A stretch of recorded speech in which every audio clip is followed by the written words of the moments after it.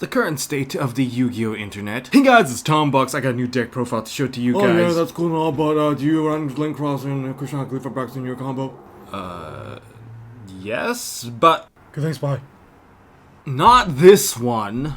Hey guys, it's Tom Box. Welcome to MST.TV. Now, this is my take on Dogmatika Invoked. Now, this is going to be a little bit different compared to my usual deck profile because this one's going to have a bit more of a discussion about upcoming couple of weeks. How are we supposed to adapt this deck towards probably seeing more and more of the mirror match?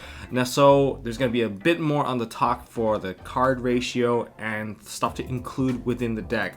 So that's what we're going to talk about today, and I'll show you what this deck does right now and some of the more key weaknesses that I've started to notice people trying out. So if you're going to be playing against Dogmatika Invoked, especially one that is so reliant on dumping stuff into the graveyard, I'll show you guys one card that you can use to just completely stun them out. I was kind of surprised I just died to one card. You know what? Make sure you guys hit thumbs up, hit subscribe, to the notification bell, and let's get into this one. Okay, so to kick off the build, we've got Triple Alistair the Invoker. This is, of course, being an Invoke deck, you have to run 3 of these. Don't be fancy, I'm gonna run 2, I'm a special snowflake. No, don't do that, you're gonna ruin your own consistency. And so you want to see this as soon as you can because this is part of your 1-card starter. It's also one of the methods you can use to go into your Link package of Almirage and secure Gardna. Okay, now let's go into the real meat of the deck, which is the Dogmatika stuff. And I kind of want to talk about each one. Make sure people are playing properly. A lot of people don't play this properly because this deck has a lot of restrictions. People tend to forget, and where are these restrictions coming from? So Dogmatika, Ecclesia the Virtuous, you can, like all Dogmatika, just remember that they can't be destroyed by battle with monsters summoned from the extra deck. That's just the key point here. I think they apply across the board, except for Maximus. Maximus is probably the one that can actually get killed by battle by these guys. Okay, now looking at Ecclesia. Ecclesia, she's just a free special summon if there's an extra deck monster on the field, but you don't lock yourself out from there. You lock yourself if you use the effect to search a Dogmatika card. And on normal or special, like Stratos, you can get yourself a search, but you don't have to use that search. It's up to you, but why would you not use that search? It's just really there to get you the advantage, help you to search for key pieces to break your opponent's board, or set up your own so that your opponent can't really play. Now, of course, I'm playing triple Fleur-de-Lis. Now, this one, I don't know why some people are running less than like 2. I recommend running a bunch of them because it is a free body against your opponent. If they're setting up their turn, this can just be a free special summon on your turn and you can summon it out. Keynote here, if you don't have another Dogmatika monster on the field, I believe you cannot actually negate the effects of someone else's monster. I see people like, oh, summon this out, negate the effect. Dude, you need another Dogmatika on the field to get that effect. But the summon effect is still available as long as there is an extra deck monster on the field. And this one is a quick effect, so you can do it during the main phase. Yes, main phase only, guys. But you still get a 25 body, especially when someone's going to do like that whole Winda shenanigan on you. Having this on the field automatically deals with the Winda shenanigan, and you don't really special summon that much from the extra deck anyway, so it's not really that big of a bother. And Winda can't really send this card to the graveyard when you should have Schism to summon it out. So that's some of the stuff that you can use to tackle in terms of like the meta. And if people don't send stuff to the graveyard, a free 25 body that's going to boost to 3k before the first turn is actually quite a bit of a setup for you. Next, we have Dogmatika Maximus. This one, you've seen people go from 3 to 1 to 2. I don't know. This one seems to be a fluctuating number. I'm running 1 because it's searchable. It's searchable by like basically any card in the entire deck that is Dogmatika. And of course, effect to summon, it activates to summon. It's not something where it's inherent there where you can just do it and doesn't start a chain. This one does start a chain. And okay, so you can send 2 cards from the extra deck with different names to the graveyard, and your opponent can also send 2 monsters from their extra deck to the graveyard. Your opponent has to have at least 2 monsters for them to send for you to use the effect. It's mandatory. Some people have asked, like, oh, can I just use it even if they don't have it? Yes, I know you want to set up your advantage, but you can't really do that, all right? So you have to have it. It's not as much as possible. You can kind of compare that to Moulin Glacia. Moulin Glacia actually states their entire hand if they can't do it. So yeah, there's that little fallback. So this one I'm only running 1. I kind of want to play 2, maybe more, but I just don't really have the space. And this card's searchable, and I don't really need it past the first point. I actually focus more on the trap lineup because I want to play a little bit more control. And this deck is full of hand traps anyways. Now into the hand traps, I am playing Triple Veiler. I want to play Gamma, but Gamma seems to trip over some stuff. Like if I get ashed on my spell search, the problem is with that, if I'm using Nadir, I won't be able to actually get rid of the 2 bodies, and they'll just get banished anyway. So in other words, I'm just clogging my own field for no apparent reason. So Veiler's pretty good. It's also light, so it can still help you go into your Mechaba. I'm playing Ogre. I like removing bodies, and I don't like dealing with Numeron shenanigans. So it's just nice to actually have some out. But speaking of Numeron shenanigans, if you're going to be dealing with a Numeron shenanigan, Dogmatika Fleur-de-Lis just naturally outs that card, because even if they activate and successfully activate and just summon out and you're like stunned out, you can still ram it over, and that's the end of the Zexal play. So that's the end of that. Anyways, yeah, triple Ghost Ogre, because I like removing bodies in this current format. That's my take right now. And I'm only running 2 copies of Ash. Ash is one of those hand traps where having just one Ash doesn't really get you anywhere. Having Ash plus something else is usually better. In fact, to contemplate something here, I'm tempted to run Phantasme right now to provide me with a dark body, so that when I have the anti-targeting mechanism, it's technically still +1, and you also give yourself a bit of targeting protection. I actually like the fact that you can do that. So especially when people are playing like Veilers and Imperm, having something that prevents the targeting usually goes a long way. But that's my thought right now. I'm really tempted to actually put in that card, and that would be like our form of Maxi, since everyone's going to the extra deck anyway. And for the spells, we have the Dear Servant. This is your key search card for your Dogmatika, but you have to send a monster to the graveyard. Remember, it has to have lower attack with death, and that just means anything under 1500 you can search for your entire Dogmatika lineup, except for Fleur-de-Lis. 2500 and you can search the Fleur-de-Lis as well. But why would you want to do that when you can just use that Ecclesia to actually search that one out? So there's that. But remember, this is also one of those cards that if you activate it, you can't summon out from the extra deck for the rest of the turn. So it's a pretty big restriction. Then we have the Invoke stuff. Of course, we have Triple Meltdown. There's not much to talk about here. Triple Meltdown, and we also have Terraforming. All right, Terraforming and Triple Invocation. All right, yes, mixed rarity, because Tom Box is trash right now.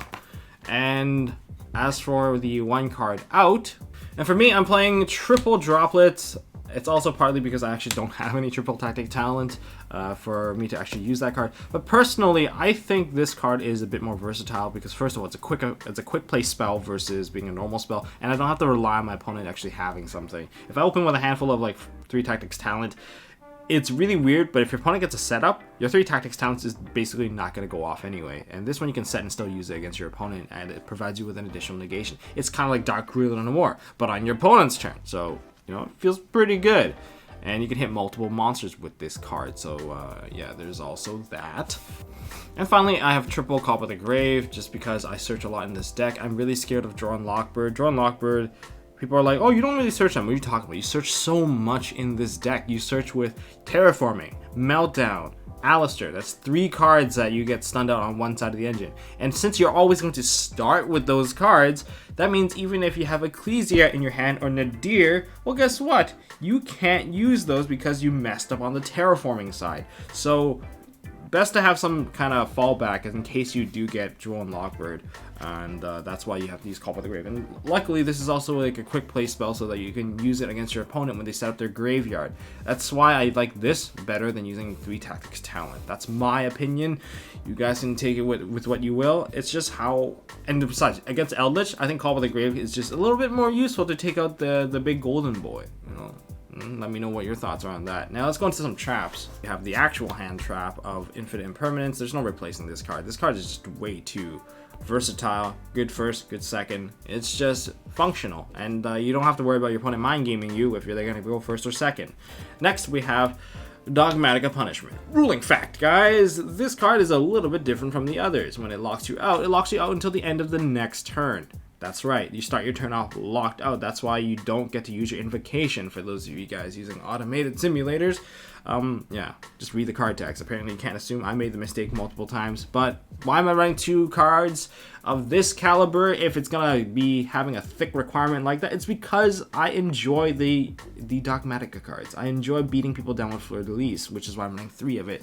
And if you're gonna be running a ratio like that, consider running 2. There is no wrong number to run this, because it is a 1 card full comeback if you're able to simplify the game state. 1-for-1 trade in the most simplified of game states, where you can actually get, it's not even 1-for-1 because you get a +1 at the end.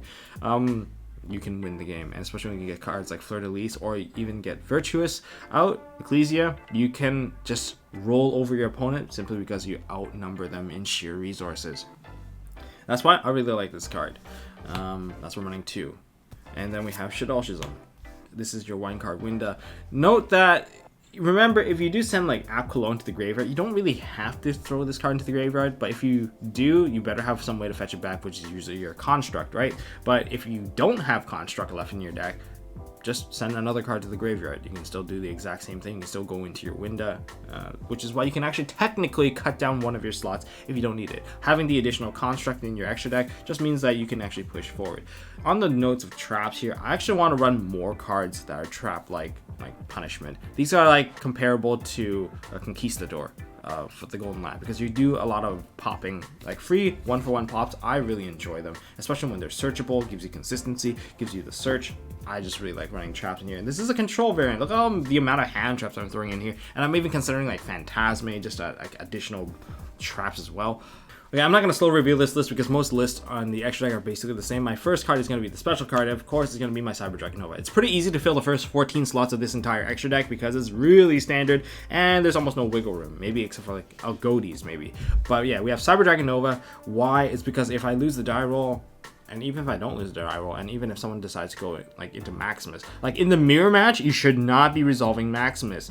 It doesn't work out. The problem is there's just so many things that your opponent can do. Like, oh, if they already have a copy of Fleur de Lis, they can run over the window that you're trying to set up, because why else are you trying to use the Maximus effect to begin with anyway? You're trying to set up the window. So then they can get out a Nova, they dump the Nova, now they summon out a Mechaba.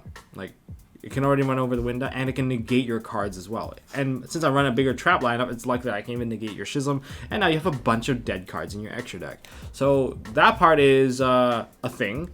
So that's why I'm running Nova, and I'm pre-running the Nova before anyone adapts to the deck. So that's where I'm filling on my 15th slot right there. It's not even like a new tech. People talked about it already, which is why a lot of people did buy a lot of Novas recently. And then there's also Skull Knight, which is a potential 15 card flex slot, which lets you pop a monster. It's decent, and because if you use the effect of Maximus yourself, you need to send 2 different names. Your opponent does not. You do. So what has to happen here is, if you want to do a double pop, then you can use both Entis and Skull Knight. Skull Knight you can just activate from the graveyard, banish, pop another card. That's your option, and that's why some people are running Skull Knight as well. But I'm currently not running it. I'm just siding it for now, just for like a flex spot, because likely this is not going to go off the next turn, because they're never going to resolve Maximus anymore. And in fact, if you're going to be playing a mirror match, your Dogmatika punishment, you don't want to put stuff on the extra deck onto the field because it sets up your opponent as well. You want to play with your Dogmatika big beat stick style, and you just want to beat them down and use spells and traps to pop their cards. Anyways, on to the rest of this lineup. We have Titaniclad, which is the Ash Dragon. This is your Searcher. I don't really run Fallen of the Albaz, so I can't really summon it out, considering it in the Phantom Rage era, because they have more fusions, and this one just requires a 2500 or more attack monster. I kind of wish you can just use extra deck monsters to actually summon now. Like, if you can use like 1 monster on the field and 1 from the extra deck. Oh, that would be perfect, because now I can actually fuel the grave and get out Titaniclad. I don't even know what you do aside from that. I think it's just a beat stick. Maybe, I don't know. Maybe there's more. Next, we have our Elder Entity. Man, this thing is really whited out, but let's try this. Yeah, so it's Entis. This is your Sent to Graveyard and pop. Throw enough of them onto the field or into the graveyard, all your problems will be solved, including, yeah, I don't want to get myself demonetized just now. Yeah, a Shadol package, App Cologne, double construct window, nothing special here. And Invoke package, Purgatrio, we have Agodes as your big beat stick. If you have to run something over 4,000 attack, then this is your go-to. I want a game with that, because they're like, oh, I'm at 4,000 life, you can't kill me. I'm like, oh, I beg to differ. And then double Mechaba. One of them likely will get burned by the Cyber Dragon Nova, but it's okay. It's part of the game to use your resources. And finally, the Amaraj Secure Guard Knife. There's an alternative that, to me, not running these two, let me know what it is. It's very unlikely there's anything. That's why there's almost no wiggle room in here. And that's why I'm playing a bit, to me, I'm playing a bit more of a control variant and a pre-adapted variant for the upcoming couple of weeks. So apparently this video has a bit of a combo element to it, but instead of doing the typical combo tutorial where I go step by step showing you guys what everything does, I'm going to teach you guys how to read the board, how to break the board, and perhaps some counters that you want to use right away. Okay, so starting things off, we have the Alistair side, and we also have our Dogmatika side. Alistair side usually has a lineup like this. We have Terraforming, that leads to Magical Meltdown. We have Invoker, and that leads to the Invocation. So it goes from this direction. If they play Terraforming, note that you have so many other searches that are required in the line. Just play a Draw and Lockbird. In fact, if you play Draw and Lockbird, you stun out this line too. It's just completely painful, and it's probably the best hand trap to actually stun them out for the entire turn. Unless, of course, they already had everything where your Draw and Lockbird probably did nothing. But in the case that they are playing for consistency, and for you to open a hand like Exodia is very improbable, the Draw and Lockbird will do some damage to make sure that the board does not finish at its most maximum state. So Draw and Lockbird, right, with Terraforming, Magical Meltdown, these are the two most ideal spots. Alistair, bit more gambly, but because on this side, because they can also open a Maximus and they can still get a lot of the job done. There's a lot to it, and but the Draw and Lockbird will also prevent the Shadolshism from being added to the hand, simply because you can't add cards, and that's what Apkalone does. It adds a card to your hand. Okay, so Terraforming, let's just play it out. Add the Magical Meltdown. If you hit them in the Meltdown here, you're gambling on the fact that they are sandwiched. They are missing the meat in the sandwich, which would be the Alistair. If they already have the Invocation, then this is what they're missing. So you're preying on that they are in a bit of a sandwich situation here, but that means if they already had them Alistair, you just burned your card, and now they can finish the sandwich themselves. Yes, we're talking in the terminology of sandwiches on this combo. Would you like a drink with that? The drink would be the Invocation. So I wouldn't hit them right here. I would let them get the Alistair, because regardless, you're banking on them not having an additional monster. If they're missing a monster but they have a hand trap, because as long as they have any monster with under 1000 attack, they can summon out an Ash. This is a hypothetical now, right? So say they actually didn't have this, you Ash this, they summon out an Ash, and then they go ahead and turn Ash into Secure Gardener and the other part. So it's just the same there, and then now they can start going into the Dogmatika stuff. Free summon for the Dogmatika, and they can just really go to town. Now, back to the actual combo. Summon out this, activate the effect, you can Ash this. If they don't have Invocation, you don't have to deal with the Mecha Buff. So in other words, you're preventing Mecha Buff from coming out. That's the key here. And that's a 3-up, that's like the end of the combo that they're searching for. So at least you justify it by kind of stopping the end. If they already have it in their hand, then they already have it. This is like a 3-up, a 3-up, and a 3-up. It's likely that it's possible too. Okay, so now, if this is summoned out, we go ahead and link it off, and we leave it with the Almirage. And they're gonna go into Secure Gardener. There's no point really stopping this part because Dogmatika monsters, they're all light, so by not letting them go into Secure Gardener, it just means like you have a no material or something. All it really means is they'll just go into Mecha by using some of the Dogmatika cards that they have. So there's that, but maybe it does make them Nibiruable. So now we gotta play the Invocation. We're going to banish the Alistair, and we're gonna get rid of our Secure Gardener, and that makes the Nibiru-proof monster of Mechaba. Now we activate the invocation from the graveyard, add the Alistair back, and now we have the monster for the protection. Okay, so let's just put this right here. I know it's not a spell card, but put it right here. Now we can pay the cost.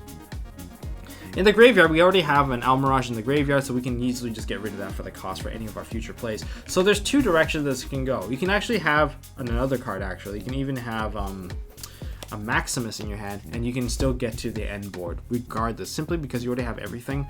And some people are like, oh, but I can't get the construct to add back the Shadolshism. Guys, you don't really have to discard the Shadolshism. You can discard any other card. If you don't have the setup of Nadir, then yes, it's going to cost you an additional card of, well, one card in your hand to keep the Shadolshism, but you can still get into the window during your opponent's turn, which I think is still fine. Okay, so let's look at what we're going to do here. So if we start off with Nadir Servant, then we're going to go Nadir Servant. We're going to send a card into the grave, which is going to be Apkalone. Apkalone's effect is going to activate. Of course, before anything, oh yeah, we add the Maximus, and Apkalone's going to activate. Now we can't use our extract anymore. We're going to add the Shadolshism, and we're going to throw it into the graveyard. Technically, we still have other cards in our hand. These are technically our other cards. We even have the Invoker as well. And from here, we can go ahead and just activate Maximus, special summon it, banish the Apkalone if you want, or to get rid of the Almirage. But if you need the fire monster, then keep the Almirage just for like the option to go into Purgatrio. You do this, Alright? And then you send 2 cards. You're going to send a Construct and a Titaniclad. Alright? For this part, all self-explanatory. Construct is going to activate. Now, your opponent has to have 2 monsters, so they have to wait till they finish and then go for the Shaddoll Schism. And then you can just set it. This will get rid of a monster that is dark or light, depending on the direction that you're going to go. And you're going to be able to summon a Winda or a Construct. And from here, the end phase is going to set up, oh, Titaniclad's going to activate, and it's going to summon out the Ecclesia. Ecclesia is going to activate, and that's going to give us Fleur de Lis the Knighted. So you have negation, center grave, and a negation here. And that's pretty good. That's pretty decent. Not going to lie. This is pretty good. Now, this is not the only option you have available. Like, what if you don't have the... what if you don't have Nadir's Servant? So we're going to do a little quick reset here. So if you don't have Nadir's Servant, and instead you will have, say, Ecclesia. So you can still special summon out the Ecclesia. Let me fix up the graveyard, which has the Almirage, the Terraforming. You can special summon out the Ecclesia, alright? And with the Ecclesia, you can just add to your hand the Maximus. Alright, now you can get the Maximus. And now you can banish the Maximus. Banish for the Maximus, sorry. And activate Maximus's effect. Send 2 cards to the graveyard. This time, you're going to be forced to send, like, the Apcalone and something else. And the Titaniclad. So now that you have those 2 sent, Apcalone's going to activate. Alright. So, you can add the Shaddoll Schism, but instead of tossing it into the graveyard, which you can still do technically, how are you going to fetch it back if you do that? It's not really going to work out if you do it like that. So you keep it in your hand instead, and you toss out like any of your other cards in your hand. Alright? It doesn't really matter what it is. Just toss out another card in your hand, whatever it may be. Well, don't toss that, but like whatever it may be, then you can keep the Shaddoll Schism, you can set it down, and end phase, you can still get yourself a search because you have the Titaniclad, and instead of summoning the monster, you're just going to add it straight to your hand. You're going to add the Dogmatika, so you can still get the Shaddoll Schism set up with all of this. Where's the weak point here? So this is going to be the Winda and a removal of one of your monsters, right guys? So what you're going to do is, they're going to activate. And remember, they only have 1 Shaddoll monster in the graveyard at this current point. If they went with the Nadir play, they potentially have 2 monsters. And that is much more troublesome. But for the Shaddoll Schism, what you can do is use Call by the Grave. Call by the Grave, away the Apcalone. But before you do that, you have to bait out the Mechaba. Mechaba will negate most of your cards unless they don't have a spell. This deck is full of spells, however, so it is very likely that this will be able to negate the spells. Monster effects guaranteed, spells not completely guaranteed, but that's probably what you're looking for. Or you can go into battle phase and use an evenly matched. Evenly matched can kind of just even out the field. I don't know what they're actually going to keep in terms of cards. Now, if they get rid of all the Dogmatika cards, the Dogmatika Fleur de Lis now doesn't negate any of your card effects. So that's one thing to keep in mind. Getting rid of these cards isn't all that bad. You can even use stuff like Dark Hole. I'm not even kidding. Like, why use? Because everyone's gonna summon everything in defense mode. That's just a fact. But if you use Dark Hole, you don't really care about the position. You force the Mechaba to bait out, and then now you can actually play around the cards that you think are the most threatening. So there are key pieces here that are vital for the negations. These are vital for this negation. The Shaddoll monster in the graveyard is vital for the Schism, and this is the one card that you have to bait out. So this is the mindset to kind of break the board. But aside from just having this particular board here, now that we've kind of have it all set up, what are other potential cards? Because remember, this was just 2 cards that they set up, and this was from the 2 cards that they played. What we can look at is that they potentially have a Veiler, so within the 3 cards left, these are their options. So let's move this aside. So these are guaranteed. These are in hand. This is on the field. 3 cards left. They potentially have a Veiler. They could have Ghost Ogre or another hand trap. Basically, potentially hand traps. If they set cards, this is what it could be. It could be a Dogmatika Punishment. In other words, they have a pop. It could be an Imperm for another negate, or a Call by the Grave, or Forbidden Droplets, for that matter. So, back row, front row. If they don't have a lot of back row, expect that they have more hand traps available to handle some of the stuff. Remember, their hand size is going to look something like 1, 2, 3. About this. So they have about, these are definitely not in the back row.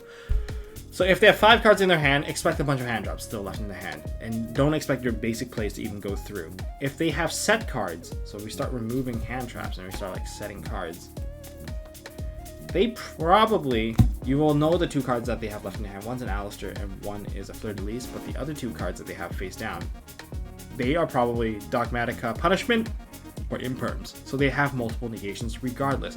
And that's the type of board that you're going to have to try and break through. Highly recommend using spell and trap removal as some form of breakthrough, just because there's not enough to actually negate those types of cards. Here's a card that I considered using against this deck. It's Light Imprisoning Mirror. In fact, it actually hits a lot of cards in this particular deck. Let's look at all the cards that are light. Most of this entire deck. Antithesis are light, and Light Imprisoning Mirror turns off the graveyard as well. This can't negate anything. This can't pop. This can't boost, this can't re-add. Like, most of the deck is just light based, and I just realized, yeah, that's gonna be a problem. And they can't even use Dogmatika Punishment to break that Light Imprisoning Mirror because it doesn't work. This only pops monsters, and you're sending Entis into the graveyard. Entis is a light monster, you're already locked out. That's why I think Light Imprisoning Mirror does actually hold a lot of value to stopping a lot of these plays from being successful. Luckily, your ability to deal damage isn't exactly gone. You can still summon out your light monsters, for instance, and you can still attack with them.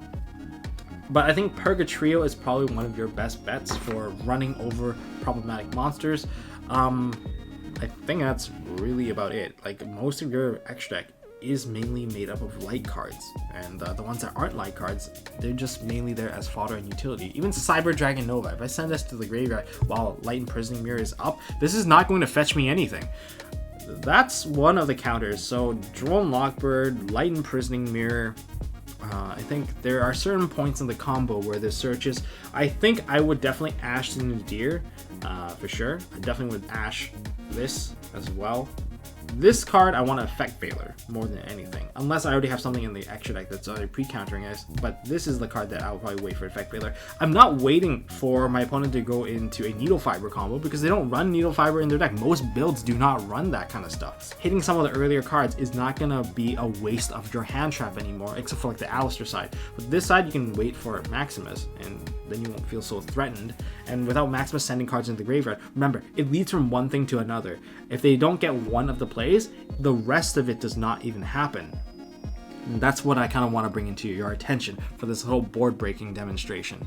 And yeah, that's actually how I learn about a deck, learn how to break a deck, just try to find, common attributes and try to find a weakness with it. This is, I guess, kind of like a behind the scenes of how I try to work a deck out, just on the table here.